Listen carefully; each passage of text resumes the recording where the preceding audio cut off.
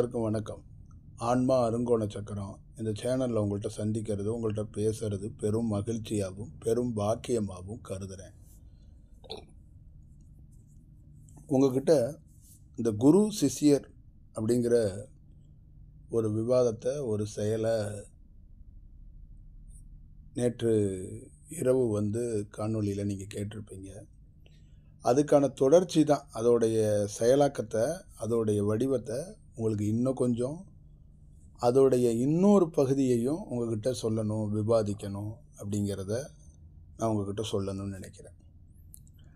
நீங்கள் இந்த மாதிரி செயலெல்லாம் ஏன் பேசணும், இந்த மாதிரி செயலெல்லாம் ஏன் வெளிப்படையாக சொல்லணும்னா, இதெல்லாம் விவாதிக்கணும்.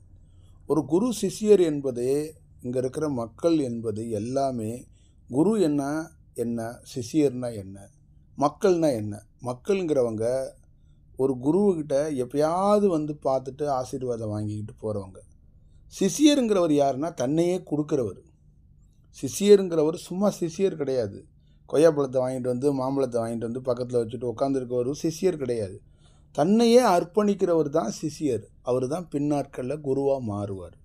இந்த மக்களுங்கிறவங்க தன்னை அர்ப்பணிக்க மாட்டாங்க. தனக்கு ஏதாவது ஒன்று கொடுங்கன்னு கேட்டுட்டு அவங்க போயிடுவாங்க, ஒரு செயல் செய்வாங்க.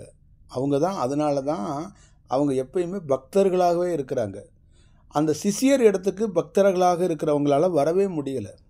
நீங்கள் நல்லா ஞாபகத்து போய் வச்சு பாருங்கள். பக்தர்கள் என்பது வேறு, சிஷ்யர்கள் என்பது வேறு. அந்த ஒரு குருவோ ஒரு கடவுள்கிட்டையோ சிஷ்யர்களை அந்த குரு லட்சக்கணக்கான கோடிக்கணக்கான பக்தர்களில் அந்த சரணாகதி தத்துவத்துக்குள்ளே ஒருத்தன் ஆத்மார்த்தமாக எப்பொழுது கலக்கப்படுகிறானோ, எப்பொழுது அந்த தெளிவு அடைகிறானோ, எப்பொழுது அந்த செயலாக்கத்துக்கு வருகிறானோ, அவனை சிஷியராக தேர்ந்தெடுக்கிறாங்க. அந்த சிஷியராக ஏன் தேர்ந்தெடுக்கிறாங்கன்னா, இவன் என் போன்ற ஒரு பெரிய பணியை செய்வான், என் போன்ற வருவான். நான் இவ்வளோ பெரிய பணியை ஒருத்தன்ட்ட ஒப்படைக்கணும்னா போகிற போக்கில் ஒருத்தன்ட்ட ஒப்படைக்க முடியாது. அது மிக வலிமையான செயலாக இருக்கணும். உங்கள் அப்பா உங்கள் வீட்டில் இருக்கிற சொத்தை உங்கள்கிட்ட ஒப்படைச்சிருவார். அவர் ஒப்படைக்கலைனாலும் நீங்கள் கேஸ் போட்டு கோர்ட்டில் வாங்கிடுவீங்க, அது வேறு. ஆனால் ஒரு குரு அப்படி போகிற போக்கில் இந்த என் சொத்து இந்த வச்சுக்க அப்படிலாம் யார்கிட்டையும் ஒப்படைக்க மாட்டார், யார்கிட்டையும் கொடுக்க மாட்டார். கண்டறிஞ்சு தெளிவடைந்து அவனை உருவாக்கி அவனை தயார் பண்ணி அவனை வலிமையாக அவனை உட்கார வச்சு அதுக்கப்புறம் நீ பார்த்துக்கன்னு சொல்லுவார். இதுதான் அதுக்குள்ளே இருக்கின்ற பொருள். இப்போ என் வாழ்க்கையில் என்னுடைய புத்தகத்திலையோ நேரடியாக காணொலியிலையோ உங்கள்கிட்ட சொல்லியிருக்கிறேன். நம்ம ஒரு ஒரு சிறு செயல் வடிவத்துக்குள்ளிருந்து அந்த நீல நிற ஒளியிலிருந்து சிறு உயிர் துளியாக வெளியில் என்னுடைய தாய் வயிற்றுக்குள்ளே ஐக்கியமாகி நான் உருவாகி ஒரு செயல் வடிவத்துக்குள்ளே வந்தேன்.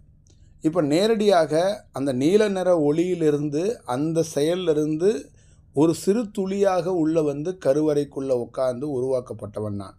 அப்போ நான் பல பிறப்புகளில் இந்த ஒரு நிலைகளை, ஒரு பெரிய அனுபவத்தை பெற்றவனாக இருந்தால் கூட பல்வேறுபட்ட அந்த துன்பங்களும் துயரங்களையும் நான் பல்வேறுபட்ட செயலாக்கத்தை, முன்ஜென்மத்தில் இருக்கிற தொடர்புகளில் பல்வேறுபட்ட கர்ம வினைகளை நம்ம வாங்கினது, பல்வேறுபட்ட மனிதர்களுக்கு தன்னுடைய மரணத்தையோ தன்னுடைய நோய்களையோ மாற்றி அமைத்தது, கால சூழல்களுக்கு ஏற்றது போல இல்லாமல் அவர்களை சுபிட்சமாக வாழ வைப்பதற்கு முயற்சி செய்தது.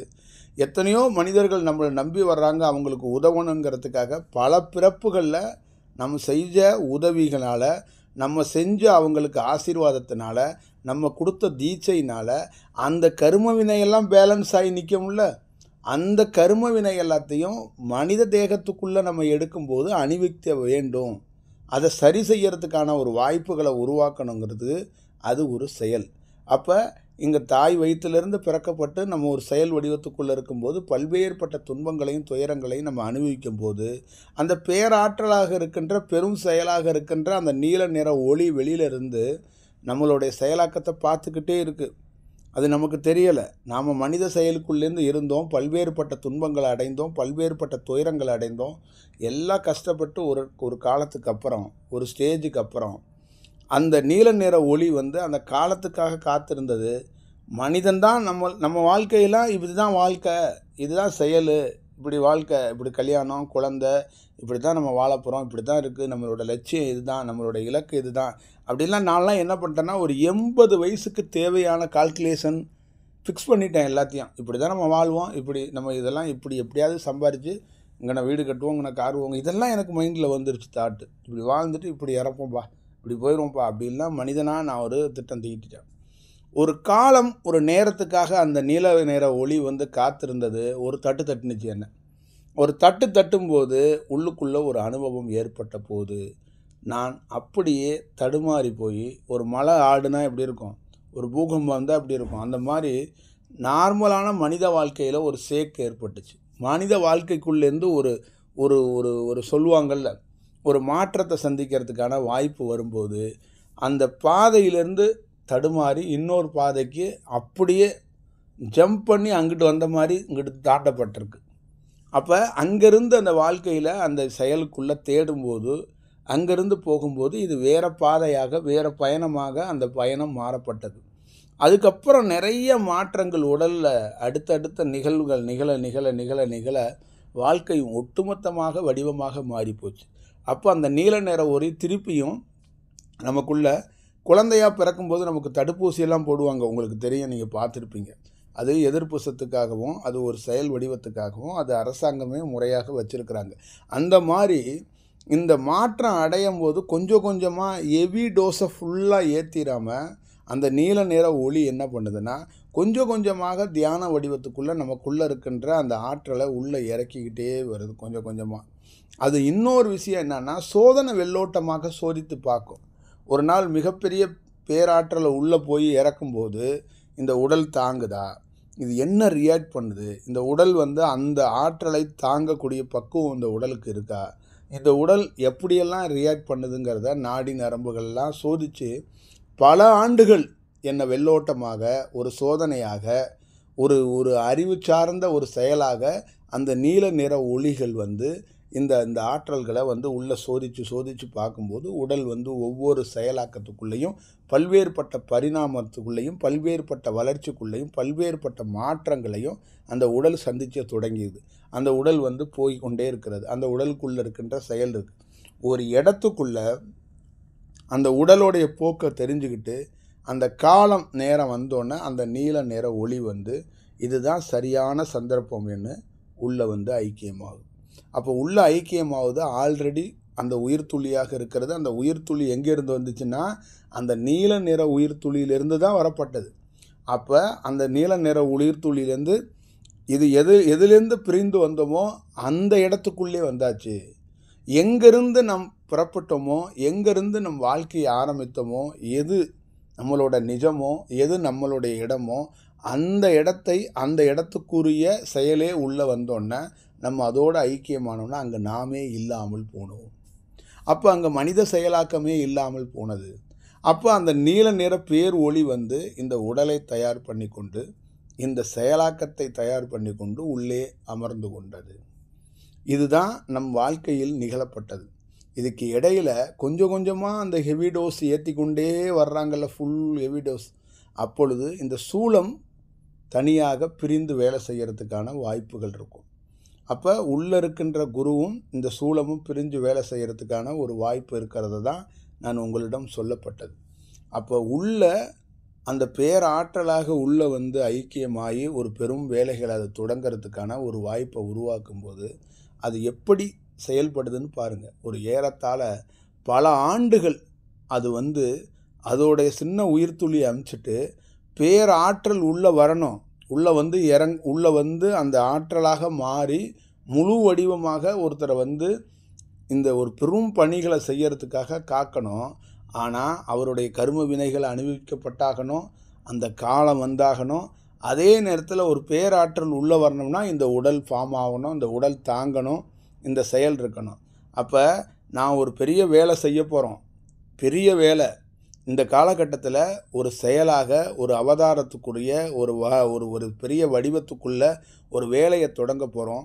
அந்த வேலையை தொடங்கிறதுக்கு எப்படி தொடங்கணுங்கிறத அந்த இறை ஆற்றல் தீர்மானித்து தன்கிட்டேருந்து இருக்கிற ஒரு உயிர் துளியை ஒரு இடத்துக்கு பாஸ் பண்ணி அங்கே ஒரு தாய் வயிற்றுக்குள்ள கருவறையில் தங்க வைக்கப்பட்டு அங்கேருந்து ஒரு மனித தேகத்துக்குள்ள மனித சூலத்தை எடுத்து தன் முன்பிறப்பில் செய்த அந்த நீல நிற ஒளியாக இருக்கும்போது எத்தனையோ அதிசயங்களை செய்த போது கூட அது நமக்கும் அந்த கரும வினையாக நம்மளுடைய காலத்தை நம்ம மாற்றி அமைச்சிருக்கிறோம்.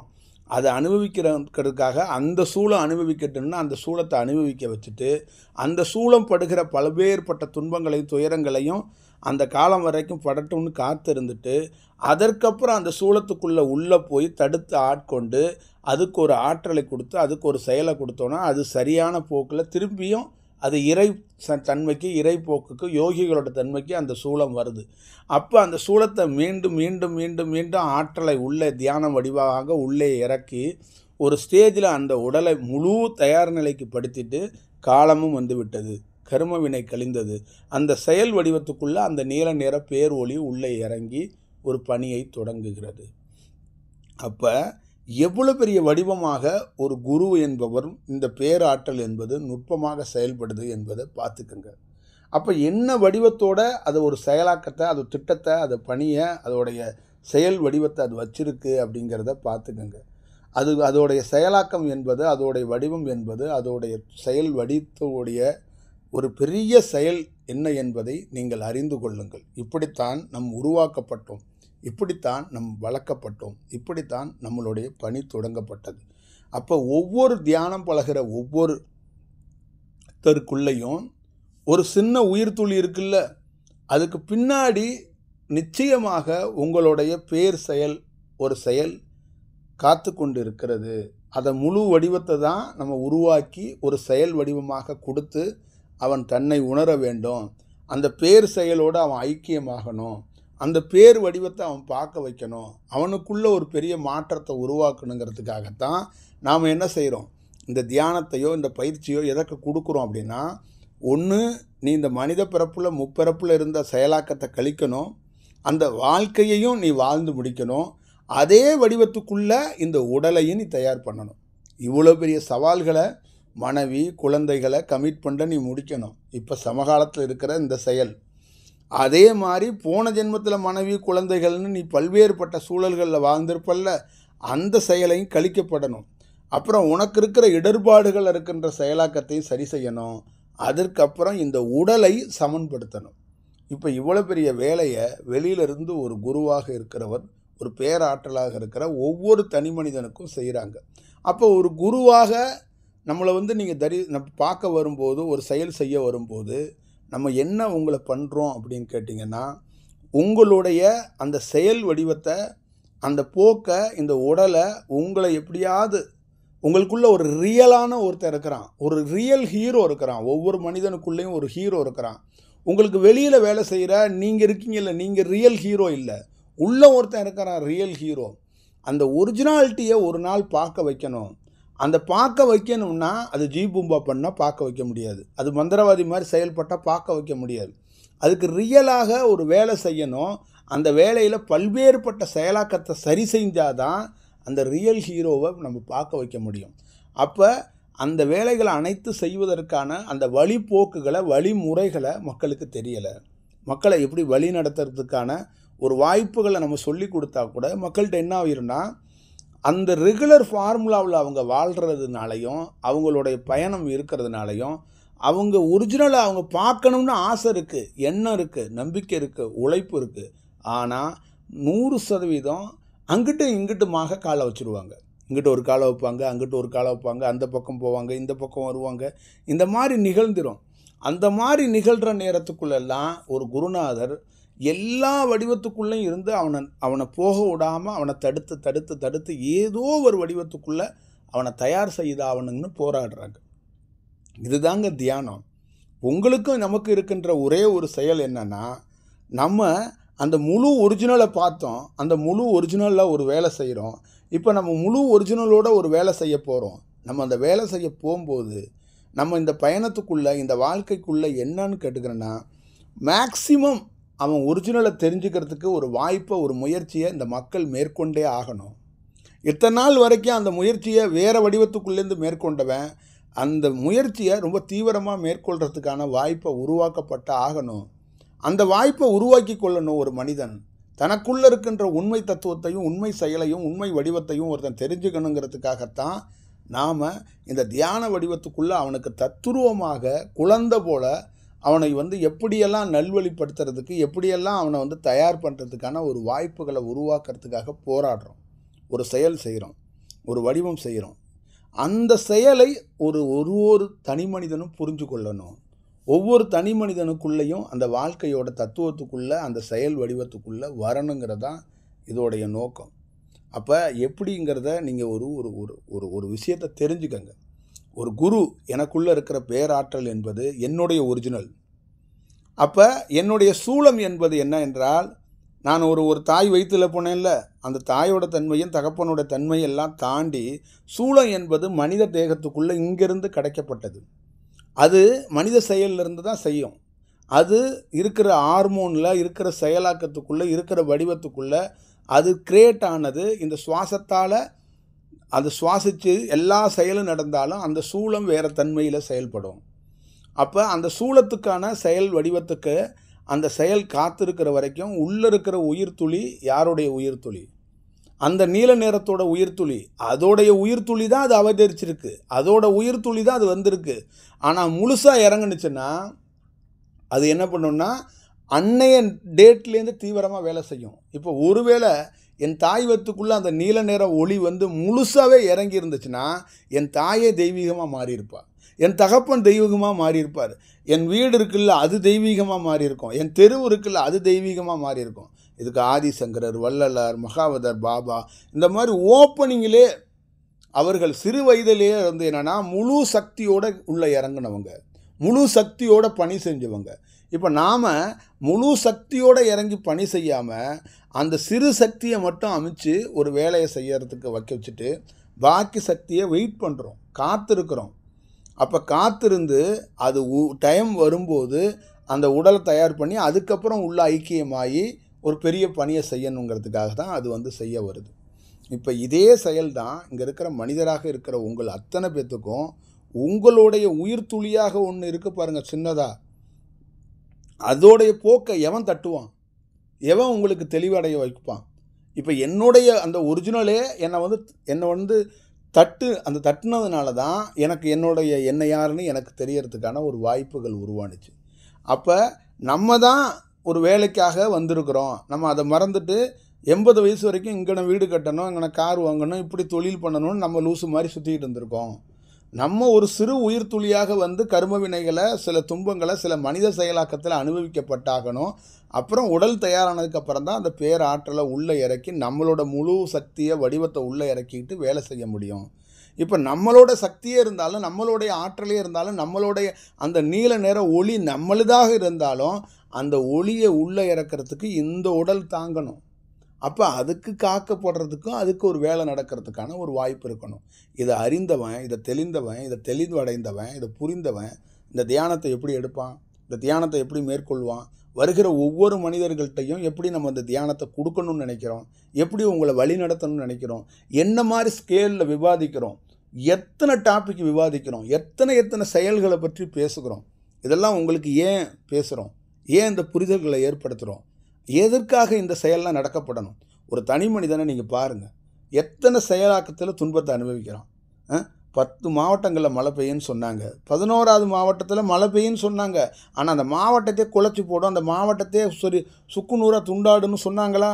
அப்போ எந்த நேரத்தில் வேணாலும் ஒரு தனி மனிதனுக்கு ஆபத்து வரும், ஒரு செயல் வரும், ஒரு வடிவம் வரும். இது நிரந்தரமான வாழ்க்கை முறைகள் இல்லை. நம்ம வாழ்கிற வாழ்க்கை ரொம்ப நிரந்தரமான வாழ்க்கைன்னு நீங்கள் நினைக்கிறீங்க.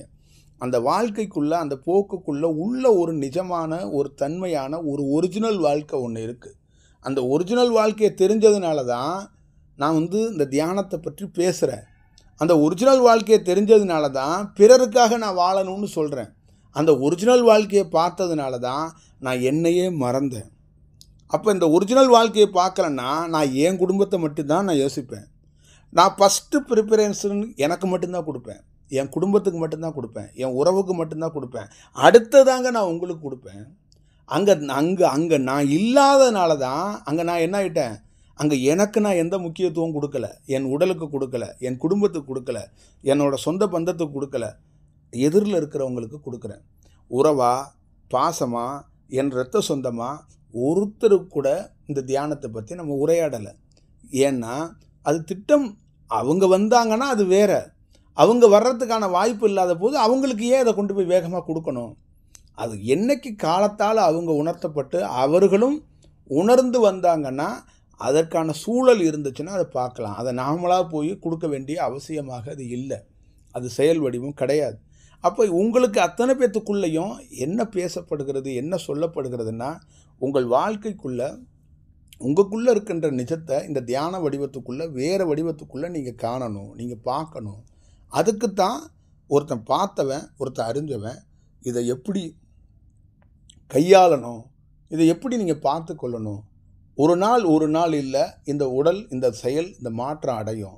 அப்போ அடையும் போது நீங்கள் எவ்வளோ பத்திரமாக பயணிக்க வேண்டும், எப்படியெல்லாம் ட்ராவல் பண்ண வேண்டுங்கிறதுக்காக தான் பல்வேறுபட்ட முறைகளில் உங்களை சந்திக்கிற நேரம் ரொம்ப குறைவு, உங்களோட இருக்கிற நேரம் ரொம்ப குறைவு, உங்களோட பயணிக்கிற நேரம் ரொம்ப குறைவு. ஆனால் இந்த காணொலியோ இந்த மாதிரி விஷயமெல்லாம் எதுக்கு கொடுக்குறோம்னா, எங்கேயாவது ஒரு இடத்துல நீங்கள் அசந்துருவீங்க, எங்கேயாவது ஒரு இடத்துல சோர்ந்துருவீங்க. அந்த மாதிரி நேரத்துக்குள்ளெல்லாம் இது உங்களுக்கு ஒரு பெரிய ஒரு வழிகாட்டுதலாக இருக்கும். ஒன்று. ரெண்டாவது, என்ன ஒரு பெரிய செயல் அப்படின்னு கேட்டிங்கன்னா, இந்த வடிவத்தை நம்ம கொடுக்கப்படுறதுக்கு முக்கியமான காரணம் பல்வேறுபட்ட செயலாக்கத்தை உங்கள்கிட்ட விவாதிக்கணும், உங்கள்கிட்ட சொல்லணும். அப்போ இதை சொல்கிறது, இந்த பேசுகிறதுக்கெல்லாம் இது என்னன்னா, எந்த குருமார்களும் இந்த மாதிரி உரை நிகழ்த்த மாட்டாங்க, இந்த மாதிரி பேச மாட்டாங்க. தன்னுடைய அனுபவத்தை, தன்னுடைய நிஜத்தை, தன்னுடைய உள்ள அவுட் அண்ட் அவுட்டு பேசுகிறது இருக்குல்ல, எல்லாத்தையும் களைச்சி போட்டு பேசுகிறது இருக்குல்ல, எல்லாத்தையும் விரிவாக சொல்கிறது இருக்குல்ல, அது எதற்குன்னா, எனக்கு நம்பிக்கை இருக்குது, என்னைக்காவது ஒரு நாள் இந்த காணொலியை கேட்குறவன் ஒருத்தனாச்சும் அனுபவம் பெறுவான், அவனுக்கு இது தேவைப்படும். ஏன்னா ஒரு குருவாக போகிறவனுடைய லைஃப் எப்படி இருக்கணும்னா, எல்லாம் தெரிந்தவனாக இருக்கணும், எல்லாம் அறிந்தவனாக இருக்கணும், அவன் எதையும் தாங்கக்கூடிய பக்குவத்துக்கு தயாராகிறவனாக இருக்கணும். அவன்தான் உள்ளே இருக்கின்ற அந்த பேராற்றலை அறியறதுக்கான வாய்ப்பை பெறுவான். குரு என்பதற்கு என்ன பொருள் என்னென்னா, அது எவ்வளோ ஸ்கேலில் வெயிட்டாக இருக்குன்னு அதை கண்டுபிடிக்க முடியாது. ஏன்னா குருன்னு உங்களை சொல்லாத வரைக்கும் நீங்கள் தப்பிச்சிட்டிங்க.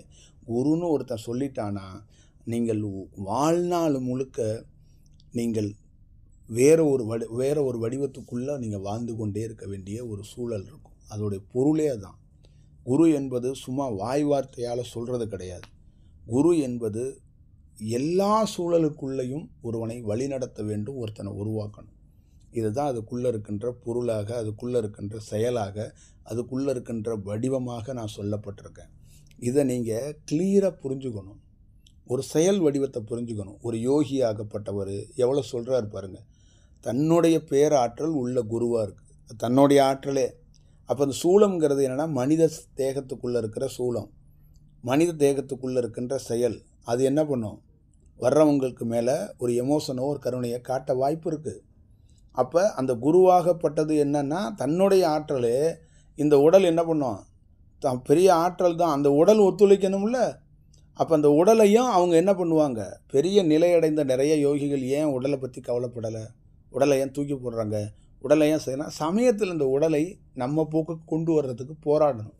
நீங்கள் அதிகபட்சம் பார்த்தீங்கன்னா ஒரு குருவோட செயல்பாடுகள் பார்த்தீங்கன்னா சூட்சமத்திலே இருக்குன்னு நான் சொல்லியிருக்கிறேன். நான் இப்போ உங்ககிட்ட என்னுடைய உடலிலிருந்து வந்து வேலை செய்கிறது ஒரு 60% வேலை செய்கிறேன்.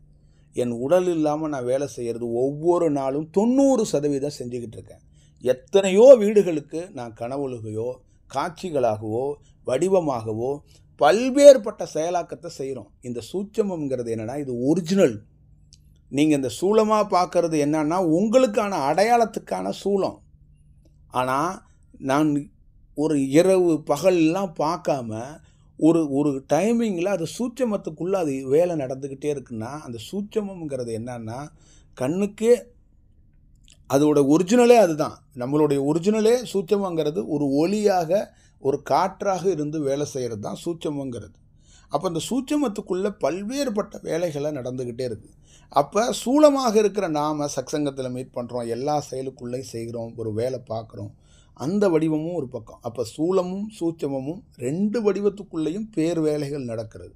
இப்போ இந்த 2 வடிவத்துக்குள்ளேயும் என்ன மாதிரி செயலாக்கத்துக்குள்ளே என்ன மாதிரி வடிவத்துக்குள்ளே இருக்குன்னா, ஒரு சூட்சமமாக இருந்தும் ஒருத்தரை எப்படி வழி நடத்தலாம், ஒருத்தரை எப்படி பார்த்துக்கலாங்கிறதுக்கும் ஒரு செயல், சூலமாக இருந்தும் ஒருத்தர் எப்படியெல்லாம் எடுத்துகிட்டு போக முடியும். அந்த கருணைங்கிறதோ அந்த அன்புங்கிறதோ அந்த செயலுங்கிறதோ என்னன்னா, இவர்களை எப்படியாவது அடுத்த கட்டத்துக்கு கொண்டு போகிறதுக்கான ஒரு வாய்ப்பை உருவாக்கணுங்கிறது தான் அதோடைய பெரிய போராட்டமாக இருக்குது, அதோடைய செயலாக இருக்குது. ஒருத்தர் உருவாகிறாரு, ஒருத்தர் தியானத்தில் நல்ல நிலை அடைகிறாரு, ஒருத்தர் அனுபவம் பெறுறாரு, ஒருத்தர் செயல் வடிவத்துக்கு வர்றாருன்னா அதோடைய பொருள் என்னன்னா, அவரை சுற்றி அவர் போகிற பகுதி எல்லாத்துக்குமே அவருடைய நோக்கம் என்ன இருக்குன்னா, அவரோட தேடுதல் என்ன இருக்குன்னா, அவரோட தாட் என்ன இருக்குன்னா, இப்போ நான் இருக்கிறேன் கண்ணா புண்ணான்னு ஒரு வேலையை செஞ்சு மக்களுடைய ஒரு செயலை செஞ்சுட்டு நான் ஒரு கடவுள் மாதிரி குரு மாதிரி இருக்கலாம். ஆனால் என்னுடைய செயல் என்னுடைய பொருள் என்னன்னா, இங்கே எல்லா பேரும் தன்னை உணர்றதுக்கான ஒரு வாய்ப்புகளை எப்படியாவது உருவாக்குறதுக்கு போராடணும். அவர்கள் பல ஆண்டுகளாக பக்தர்களாக வாழ்ந்துட்டாங்க. பல ஆண்டுகளாக கடவுளுக்கு அவங்களுக்கும் ஒரு இடைவெளி இருக்குது. கடவுள் கருவறையில் நிற்கிறார், அவங்க ஒரு கம்பி கேட்டுக்குள்ளே நின்றுக்கிட்டே இருக்கிறாங்க. நான் கடவுளுக்கும் அவங்களுக்கும் ஒரு இடைவெளி இருக்கக்கூடாதுங்கிறது தான் என்னுடைய தாட், என்னுடைய செயல். இதுதான் ஒரு குரு, ஒரு சிஷியன், ஒரு பக்தன், இவங்கெல்லாம் எப்படி இருக்கணும்னா, ஒரு காலகட்டத்தில் ஒரு சிஷியன் குருவாக மாறணும், ஒரு பக்தன் சிஷியனாக மாறணும், அடுத்த கட்டமாக குருவாக மாறணும். இவன்லாம் மாறத்துக்கு வாய்ப்புகளை உருவாக்கப்படணும். அது வாய்ப்பை எப்படி உருவாக்கப்படணும்னா, அவனெல்லாம் செதுக்கப்படணும், அவங்களெல்லாம் துல்லியமாக தத்துருவமாக செதுக்கப்படணும். ஏன்னா ஒரு சும்மா ஒருத்தரை போய் உருவாக்கிடக்கூடாது. அவர்கள் அது வேறு வடிவத்துக்குள்ளே உருவாக்கணும்னு தான் நம்ம போராடுறோம். நம்ம ஒரு செயல் வடிவம் செய்கிறோம்.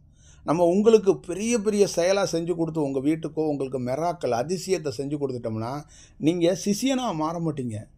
அங்கே என்ன பண்ணுவீங்கன்னா, என்னை நீங்கள் பயங்கரமாக பார்க்க ஆரம்பிச்சிருவீங்க, ஒரு செயல் செய்ய ஆரம்பிச்சிருவீங்க. அங்கே நீங்கள் வடிவமாக மாறுறதுக்கான வாய்ப்புகள் குறைய ஆரம்பிச்சிடும். அதனால தான் அந்த வடிவத்தை அந்த செயலை பல ஆசிரமங்களில் செய்கிற மாதிரி, பல செயல்கள் செய்கிற மாதிரி, தரிசனம் அது இது இதெல்லாம் இல்லாமல் ஒரு நேரடியாக உட்கார வச்சு ஒரு செயலுக்குள்ளே எப்படியாவது மாறுப்பா, ட்ரை பண்ணுப்பா, நீ வேறு வடிவத்துக்குள்ளே வாப்பா, அதுதான்ப்பா எனக்கு வேணும். நீ கிடைக்கிற நேரத்தை நீ வீணடிச்சிடாத, என்னை சந்திக்கிற நேரத்தை நீ வீணடிக்காத. இந்த தியானத்தை முறைப்படி ப்ராப்பர் பண்ணு. இந்த தியானத்தை ப்ராப்பர் அப்படிங்கிறதுக்கு என்னென்னா, நான் சொல்லி கொடுக்குற வழிமுறைங்கிறது ஒரு 10-20%. ஆனால் நீ உண்மையிலேயே ஆத்மார்த்தம்னு அங்கே ஒன்று கலக்கப்படுறல்ல, நீ ஒரு நாள் இல்லை, அந்த ஆத்மார்த்தம் ஒன்று தூக்கிட்டு வேறு இடத்துக்கு போயிடும். அப்புறம் என்னுடைய நீ டிஸ்கஷன், என்னுடைய நீ அந்த உட்காந்து உரை நிகழ்த்துறது அது சாதாரண நிகழ்வுகளாக இருக்காது. அது உனக்கு மிகப்பெரிய பிரம்மாண்டமாக இருக்கும். நீங்கள் நிச்சயம் அதை பாருங்கள். நம்மளோடைய உரை நிகழ்த்தினவங்க, நம்மளோடைய பேசினவங்க, கொஞ்ச நாள் நீங்கள் ட்ராவல் பண்ணிங்கன்னா கொஞ்ச நாளுக்கு அப்புறம் என்றைக்காவது ஒரு நாள் அது ஒரு பொக்கிஷமான ஒரு மெமரி தான் உங்கள் வாழ்க்கையில். நீங்கள் பாருங்கள், உங்கள் வீட்டில் பெட்டியில் பீரோலெல்லாம் வீட்டோட பத்திரமெல்லாம் வச்சுருப்பீங்க. என்றைக்காவது என்னுடைய எடுத்த ஒரு புகைப்படம் இன்னும் 100 ஆண்டுகள் கழித்து உங்களுடைய அது ஒரு பெரிய வரலாறாக அது இருக்கா இல்லையான்னு மட்டும் பாருங்கள். ஏன்னா இந்த மாதிரி ஒரு பேர் ஒளி, இந்த மாதிரி ஒரு பேராற்றல்லாம் எப்பயாவது அங்கே ரேராக இந்த மாதிரி மனித செயலுக்குள்ளே ஒரு பெரிய புரட்சியை நடத்துறதுக்கான ஒரு பெரிய வேலைகளை செய்யும். எல்லா நேரத்துலையும் எல்லா செயலாக்கத்துக்குள்ளேயும் இது நடத்த முடியாது. எல்லா செயலுக்குள்ளேயும் இந்த மாதிரி ஒரு பெரிய பணியை செய்ய முடியாது. அப்போ அந்த மாதிரி செயலுக்குள்ளெல்லாம், அந்த மாதிரி வடிவத்துக்குள்ளெல்லாம் இதுதான் நம்ம மாற்ற போகிறதுன்னு நினைக்கிறது, நம்ம செய்ய போகிறதுன்னு நினைக்கிறது பெரிய செயல். இங்கே நடந்துக்கிட்டு இருக்க எத்தனையோ செயல்களை நம்ம உட்காந்து எதுவும் நமக்கு தெரியாத மாதிரி ஒரு வேடிக்கை பார்த்துக்கிட்டு தான் இருக்கிறோம். எல்லா செயலுக்குள்ளேயும் பல ரியாக்ஷனுக்குள்ளேயும் பல செயலுக்குள்ளேயும் அந்த செயல்களை அறிந்துட்டும் அறியாத மாதிரி தான் பயணிச்சுக்கிட்டு இருக்கிறோம். ஆனால் இது எல்லாத்தையும் தாண்டி என்னுடைய மிகப்பெரிய அந்த உள் சார்ந்து இருக்கிற உண்மையான அந்த நீல நேர ஒளியோடைய பிரதிபலிப்பனே என்னன்னா, மக்கள் எப்படியாவது தன்னை ஒரு நல்வழிப்படுத்துறதுக்கு ஒரு வாய்ப்பை உருவாக்கிக்கணும். அந்த நல்வழிப்படுத்துறதுக்கான வாய்ப்புங்கிறது தியானத்தில் தான் இருக்குது, வேறு எந்த வடிவத்துக்குள்ளேயும் இல்லை. ஒரு தனி மனிதன் நம்ம காலத்துக்கும் ஒரு நல்ல செயலுக்குள்ளே ஒரு வடிவத்துக்குள்ளே வர்றதுக்கு வாய்ப்பு இந்த தியான வடிவத்துக்குள்ளே. ஒருத்தன் 10 நிமிஷத்தில் உங்கள் வீடு இடிய போகுதுன்னா இந்த தியானம் உங்கள் வீட்டிலேருந்து உங்களை வெளியில் கொண்டு வந்துடுங்க. நீங்கள் அதில் மிஸ் ஆகிறதுக்கு ரொம்ப ரேர் தான். ஏன்னா அந்த ஆத்மார்த்தம் இருந்துருச்சுன்னா, அந்த வடிவம் இருந்துருச்சுன்னா உங்களை வேறு வடிவத்துக்குள்ளே காப்பாற்றிடுவான். வேறு வடிவத்துக்குள்ளே ஒரு செயல் செஞ்சுருவான். அந்த ஆத்மார்த்தம் மிஸ் ஆகிறதும் வெறும் வேறு மாதிரி ஒரு பக்தி இருக்கிறதுனால தான் அது பெரிய செயல் வடிவமாக பெரிய இதாக இருக்குது. என்னைக்கு என்னுடைய உடலை பற்றி நான் கவலைப்படாமல் ரோட்டில் இறங்கி பயணிக்க ஆரம்பித்தனோ, அன்றைக்கே எனக்கு உள்ளே இருக்கிற ஒரு பெரிய மாற்றத்தை நான் சந்திக்க ஆரம்பிச்சிட்டேன். அதனால் நீங்கள் அதை பார்த்துக்கங்க. நான் விவாதிக்கிற ஒவ்வொரு விஷயமும் ஒவ்வொரு வடிவமும் அதுக்குள்ளே நிறைய தாட் ப்ராசஸ் உள்ளே இருக்குது. அதுக்குள்ளே இருக்கிற நிறைய லேயர்ஸ் இருக்குது. அதை உங்களால் கண்டுபிடிக்க முடியாது. என்னுடைய விஷயத்துக்குள்ளேருந்து நான் பேசப்படுகிற அத்தனை செயலாக்கத்தையும் அதுக்குள்ளேருந்து பல செயல்கள் கொட்டி கிடக்கிறது. அதை நீங்கள் பிரித்து உங்களால் பார்க்க முடியாது. அதை கையாளுற விதமும் கூட நீங்கள் ஒரு காணொலியில் வெறும் காணொலியை கேட்டுட்டு இப்படி வச்சுட்டு அது ஒன்று பண்ணுது போகுதுங்கிறீங்க. அதுக்குள்ளே பல்வேறுபட்ட ரகசியம் ஒவ்வொரு வார்த்தைக்கு பின்னாடி அவ்வளோ லேயரில் அவ்வளோ செயலுக்குள்ளே ஒன்று சொல்லியிருக்கிறேன். இதை கண்டுபிடிக்கிறது ரொம்ப கடினம். அது அப்போ கண்டுபிடிக்கிறதுக்கு உங்களுக்கு ஒரு தியானமோ ஒரு செயலோ ஒரு வடிவமோ இருந்தால் தான், அதை முழுமையாக இருந்தால் தான் உங்களால் கண்டுபிடிக்க முடியும். நீங்கள் நினைக்கிற நல்ல பல நாள் சொல்லிட்டேனே, ஒரே வார்த்தை தான், அது உங்களால் கண்டுபிடிக்க முடியாது. நீங்கள் ஆசையில் வாழ்கிறீங்க, தியானமே ஆசையில் தான் பண்ணுறீங்க. 100% ஆசை இல்லைன்னு சொல்கிறீங்க. ஆசை உங்களுக்கு இல்லாமல் எப்படி போகும்? மனம் இருக்கிற அத்தனை பேர்த்திட்டே ஆசை இருக்குமே. மனம் உங்ககிட்ட இல்லையா என்ன? மனம் இல்லாமல் எப்படி இருக்கும்? மனம் ஒரு நாள் இப்போல்லாம் அது அடங்காது. அது அடங்கிறதுக்கான நாள் இருக்கும். குருநாதா, சக்சகந்துக்கு வர்ற பல பேர் என்கிட்ட ஆசையே இல்லை. ஆசை இல்லைன்னு நீ சொல்கிற, ஆசை இல்லைன்னு எனக்கு தெரியாதா என்ன? உன் மனம் என்னைக்கு இல்லாமல் போகுதோ அன்றைக்கி தான் ஆசை இல்லாமல் போகும். அது வரைக்கும் ஆசை இருந்துக்கிட்டு தான் இருக்கும். அப்போ எப்படியாப்பட்ட செயலுக்குள்ளே உன்னை எடுத்துகிட்டு போயிருங்கிறத உனக்கு தெரியாது, எனக்கு தெரியும். அப்போ இந்த செயலெல்லாம் எப்படி பார்க்கணும், எப்படி எடுத்துக்கணுங்கிறத புரிஞ்சுக்கணும். இந்த தியானம், இந்த செயல், இந்த வடிவம் இதெல்லாம் என்னன்னா ஒரு மனிதனை முழுமைப்படுத்துவோங்கிறது ஒன்று. நீங்கள் தயவு செய்து இன்னொரு ஞாபகம் வச்சுக்கோங்க. தன்னை உணர்கிற முயற்சியில் எவனுமே ஈடுபட்டது இல்லைங்க. தன்னை உணர்கிற முயற்சிக்குள்ளே நிறைய பேர் ஈடுபட்டவங்கெல்லாம் ஒருத்தன்னு தன்னை உணரலைங்க. நீங்கள் அதை உண்மையிலே ஞாபகம் வச்சுக்கோங்க. சித்தரை கும்பிட்டவெல்லாம் சித்தரை ஆனதும் கிடையாது, தன்னை உணர்ந்தவனும் கிடையாது.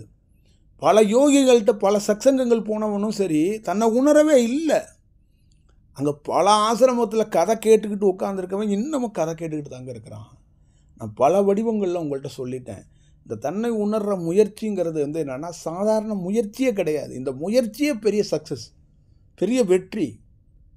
உங்கள் லைஃப்பில் நீங்கள் ஒரு சாதாரண வேலை செய்யலை. உங்கள் வீட்டில் இருக்கிறவங்களுக்கு நினச்சிக்கிறாங்க நீங்கள் என்னமோ ஒரு சாமியாரை தேடி போகிறீங்க, யாரையோ ஒருத்தரை தேடி போகிறீங்க, அங்கே அலையிறீங்க, இங்கே உட்காடுறீங்க. அது இல்லைங்க.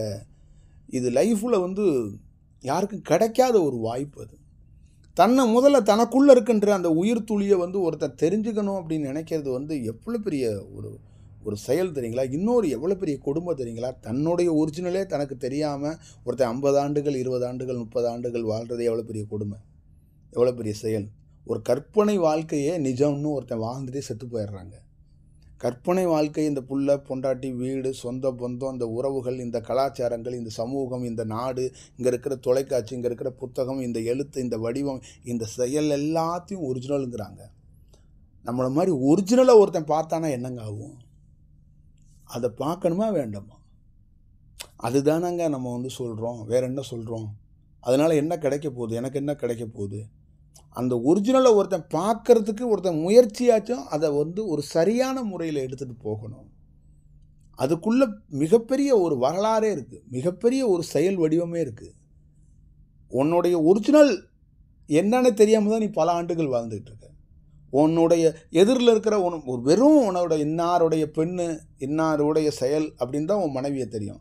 உன் மனைவிக்கு ஒரு ஒரிஜினல் இருக்காது, உனக்கு தெரியாது. உன் குழந்தைக்கு ஒரு ஒரிஜினல் இருக்காது, உனக்கு தெரியாது. இது தெரியாது உனக்கு. உங்கள் அப்பா அம்மா உன்னை பெற்றிருக்கவங்களுக்கு ஒரு ஒரிஜினல் இருக்காது, உனக்கு தெரியாது. உனக்கும் எனக்கும் ஒரு ஒரிஜினல் இருக்குது, அதுவே உனக்கு தெரியாது. நான் ஏதோ ஒரு காணொலியை பேசுகிறேன், அந்த காணொலியை கேட்டு பிடிச்சி போய் நீ வந்துட்டேங்கிற. உனக்கும் எனக்கும் பல ஜென்மங்களுடைய பந்தம் இருக்குது, பல ஜென்மத்தோட தொடர்பு இருக்குது, அதுவே உனக்கு தெரியாது. என்னமோ நீ இப்போ தான் ஃப்ரெஷ்ஷாக என்னை ஆடிக்கும் தீபாவளிக்கும் அந்த பட்டுப்புடவை பார்க்குற மாதிரியே, ஒரு பட்டு வேஷ்டியை பார்க்குற மாதிரி, ஒரு விஷயத்தை பார்க்குற மாதிரி தான் பார்க்குறீங்க. அது இல்லை. அதுதான் அந்த செயல். அந்த கேர் எடுக்கிறது ஏங்க இவ்வளோ கேர் எடுக்கணும், ஏங்க இவ்வளோ ரிஸ்க் எடுக்கணும், ஏன் பப்ளிக்கிட்ட இவ்வளோ இறங்கி பேசணும், இதனால் உங்களுக்கு என்ன கிடைக்க போகுது, காசு வாங்கலைன்ட்டிங்க, இந்த தியானத்துக்கு எந்த செயலும் இல்லைன்ட்டிங்க, உங்களுக்கு எதுவும் வேண்டான்ட்டிங்க, அப்புறம் எதுக்கு இவங்களை பிடிச்சி தொங்கிட்டு இருக்கீங்க, எவனாவது வந்து தன்னை உணரணும்னு கேட்டானா 2 மந்திரத்தை சொல்லிவிட்டு தியானத்தை பண்ணுங்கடான்னு சொல்லிட்டு நீங்கள் பாட்டில் போகலாம்ல. அப்படி ஏன்னா அவன் ஒருத்தன் ஒரு அப்பா இருக்காருன்னா 2 புள்ள இருக்குன்னா 2 பிள்ளையையும் கண்ணுங்கிறதா பார்த்து செட்டில் பண்ணி விடணும் தான் ஒரு அப்பா நினைப்பார். அந்த மாதிரி உங்கள் மேலே ஏன் அந்த கருணை அந்த கரிசனைனா பல ஜென்மங்களோட தொடர்பு உள்ளவங்க நீங்கள் எனக்கு. இல்லைனா உங்களை ஏன் நான் போய் கேர் பண்ண போகிறேன்.